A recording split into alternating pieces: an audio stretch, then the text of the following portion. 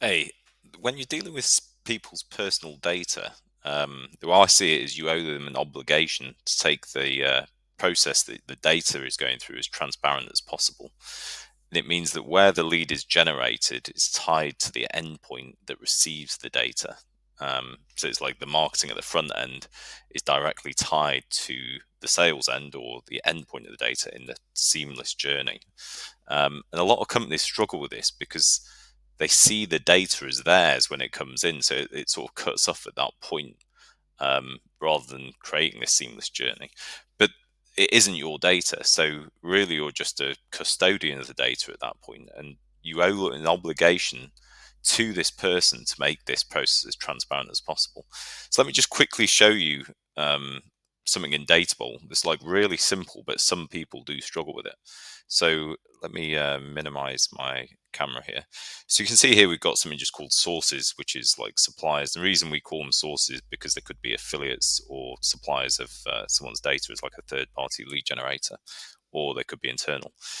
So when you go to add a new source, what we ask you to do is actually either send them an email or invite them via a shareable link. So if you're going to go like via email, you just put their email details in there. We email them. They go through like a sign-up process that ensures it's a legitimate person, and they can then control the access people in their company have to Databowl and whatever else. And if you go invite via a shareable link, it just generates a link that you can send someone and does the same sort of process. But a lot of companies struggle with this purely because they sort of want to end the point at that moment. So rather than creating this seamless approach, but when it's someone's data, this isn't like affiliate metadata. Um, that you see on like a lot of affiliate platforms where it's just like IP addresses, transaction IDs, whatever else. We're talking about people's personal data. It's like your first name, surname, your address, your telephone number, whatever else is being collected.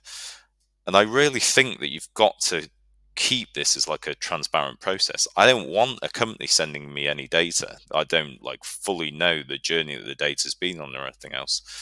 So this is something to consider when you're working with first-party data and you're generating or collecting leads. Is trying to keep this whole thing as transparent as possible. It gives you the perfect viewpoint to be able to see who exactly is generating data, where it's coming from. If you get a subject access request from the person whose actual data it is, you can give them all the details and it can tie back to the company. You can tie everything in a single journey to this person. Something to think about for anyone doing lead generation or collecting first party data. Thanks.